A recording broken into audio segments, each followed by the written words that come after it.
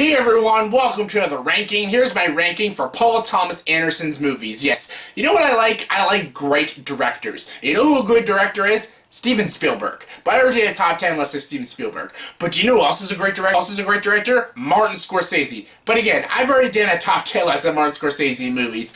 But do you know who else is a good director? Paul Thomas Anderson. This guy is a fantastic filmmaker. He's made 7 films, and most of the 7 films he's made are really great films, and I enjoy his work. So I thought I'd rank all his movies from my least favorite to my favorite. Let's get started, shall we? Here's my ranking of Paul Thomas Anderson's movies from my least favorite to my favorite. Let's get started. Coming at number 7 is Inherent Vice. Yes, this movie came out in, 2014. Yeah, this movie stars Josh Brolin, Reese Witherspoon, Joaquin Phoenix, huge ensemble cast, and this is the only Paul Thomas Anderson movie I actually say I'm not a big fan of. I don't like the story, I don't really enjoy the characters, I don't like the tone, I don't like how insultingly boring this movie is, and this movie tries to be like this atmospheric, very slow-paced crime thriller, but it kind of fails at that. Joaquin Phoenix and Josh Brolin are both very good in this movie, and they're the upside to the film. In the soundtrack and the score is pretty good, but the entire supporting cast is completely wasted and has a great ensemble cast. A complete waste of the ensemble cast, and I just wasn't invested with the story. I didn't think it was well executed or even well directed, especially for a Paul Thomas Anderson movie, and yeah, it's definitely my least favorite Paul Thomas Anderson movie. Coming number 6 is The Master. Yes, the movie that's sort of about Scientology in a way. It's about cults and stuff. And this movie stars Amy Adams, Philip Seymour Hoffman, and Joaquin Phoenix. And this movie is really good. It's a bit disturbing, again, really slow-paced, but it kind of works for this movie because the atmosphere works. The dialogue is very well written, very intriguing, very smart, very clever. And the 3 performances are all fantastic, all Oscars well-deserved for the nominations. None of them won, but Philip Seymour Hoffman, I think, steals this movie. Philip Seymour Hoffman is just brilliant in this movie. Same with Joaquin Phoenix and Amy Adams. They're both all amazing in this movie, and the story is a great and interesting story with an interesting premise, and it's a lot to do with cults and manipulation and stuff, and it's fascinating, this story. It's very fascinating, and what these characters go through and the character arcs in this movie are all fascinating. It's very well written, very well directed, and extremely well acted by the entire cast. The ending is very intense and very interesting, and I love it. It's very thought-provoking, very smart, and on the other hand, most of Paul Thomas Anderson's movies are all like that. They're all smart, thought-provoking, clever films. What makes this different from most of Paul Thomas Anderson's movies? Nothing really much, actually. It's nothing groundbreaking. It's not like a Boogie Nights or a Magnolia. It's just a very smart and very well-written film. That's about it. It's just a great Paul Thomas Anderson movie. It's not like a masterpiece film. It's just a great Paul Thomas Anderson movie, and that's why it's only my number 6.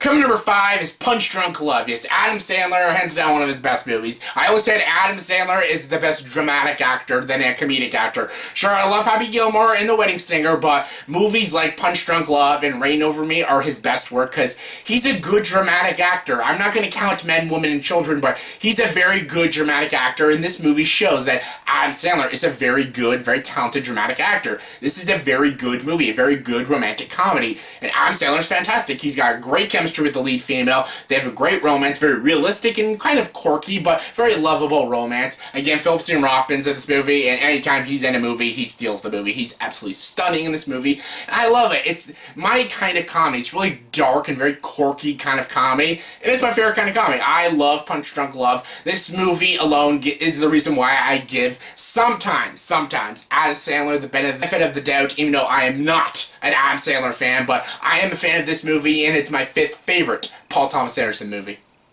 Coming number 4 is Hard 8. Yes, Hard 8, Sidney. Yes, I love this movie. This movie is fantastic. John C. Reilly, Samuel Jackson, Gwyneth Paltrow, all fantastic in this movie. This movie is really good. What's his name also? Anthony Baker Hall, Tony Baker Hall, what's the actor's name? Actually, I'll put it in the scroll up right there. Yeah, I forgot the actor's name, but they're all great in this movie. The guy who plays Sidney, he's absolutely amazing. His chemistry with John C. Reilly is really good. The twist at the end of this movie was really good, and I did not see coming. The performances are all strong. That's the strong point of this this movie, Heart Ate Sidney, because it's a very small film. This is a very small indie film. This is a very small scaled film. It only takes place in like 4 or 5 locations.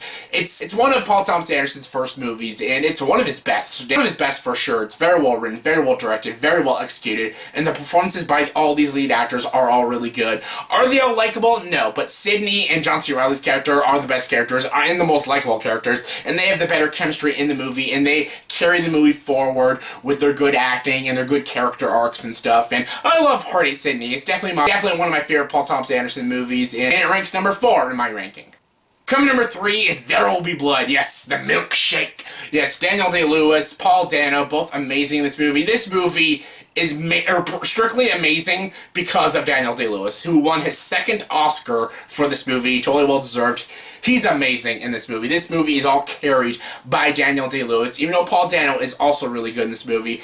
Yes, Paul Thomas Anderson wrote the script incredibly well. It's well directed. The cinematography is absolutely stunning. Very good editing. There's some top-notch and very sharp editing in this movie. The sound mixing's great. The score is really good. It's kind of haunting, but it just works for the tone of this film.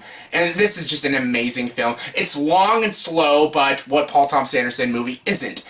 And Daniel Day-Lewis is absolutely fantastic, totally deserved the Oscar, and he made this movie just a brilliant film. The reason why most people watch There Will Be Blood is because of Daniel Day-Lewis and his amazing, iconic performance, and that's why it's ranked my 3rd favorite Paul Thomas Anderson movie. Coming number 2 is Magnolia. Yes, again, the ensemble cast in this movie: John C. Reilly, Tom Cruise, Julianne Moore, Philip Seymour Hoffman, Anthony Baker Hall. Just the cast in this movie is huge. Oh, William H. Macy also. The ending climax, again, I did not see coming. Sometimes Paul Thomas Anderson puts these strange and bizarre twists in his movies, and they just work. It's so good. I loved this movie. This movie is fantastic. This is hands down the 2nd best Paul Thomas Anderson movie, in my opinion. It's a 3-hour and 8-minute movie, and it doesn't feel like it goes by really quick because there's multiple stories in this movie, and all the stories work. They're all interesting in their own ways. Some are comedic, some are tragic, some are thrilling, some are intriguing, some are just so bizarre you just can't take your eyes off of it. It's fantastic. Tom Cruise was nominated for an Oscar, and he probably should have won, because actually I think this is one of the best performances Tom Cruise gives in a movie. He's absolutely amazing as this weird motivational speaker. He's so good. Weird seeing him with the long hair, but it's great. I love how his story ends. That was kind of, I didn't see that coming. Just look at Paul Thomas Anderson movie. He puts a lot of twists and a lot of things you just don't see coming, because he just puts little hints in, and you just don't only see them because you're so intrigued by these characters in the story. You don't see his little hints, and when that twist comes, you're like, oh shit, didn't see that coming. That's what makes Paul Thomas Anderson just a clever writer and a brilliant director, and I love this movie. Magnolia probably should have won multiple Academy Awards, and it didn't, and it's a shame, but one day Paul Thomas Anderson will get his Oscar, and I'll be clapping and cheering for him because he totally deserves it. He's an amazing director, and Magnolia is one of his masterpiece films, and it's my 2nd favorite Paul Thomas Anderson movie. And my number 1 favorite Paul Thomas Anderson movie is, of course, Boogie Nights. Yes, motoring. Okay, I'll stop singing.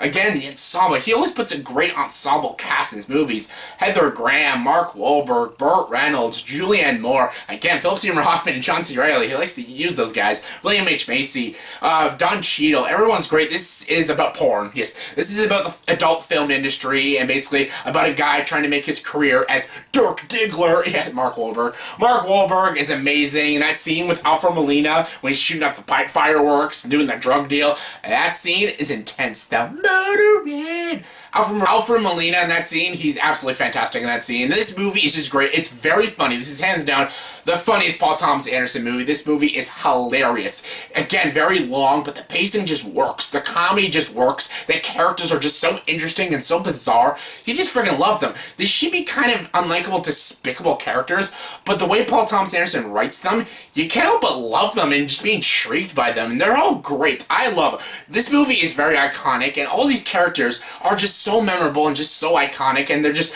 beautifully portrayed by all these great actors, and I love this movie. The comedy's great, the writing's great, the direction, the story is very interesting, and I love this movie. It's amazing. Yes, I think you're all gonna agree with me that you're all weirded out by that ending shot.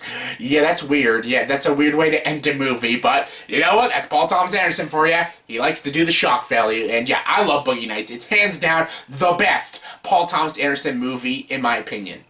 So yeah, that's my ranking of all Paul Thomas Anderson's movies from my least favorite to my favorite. So in the comment section below, please tell me, did you grade this list? If not, give me all your rankings of Paul Thomas Anderson's movies from your least favorite to your favorite. Comment below and let me know. And as always, if you like this video, please like, subscribe to this channel, and join the dark side.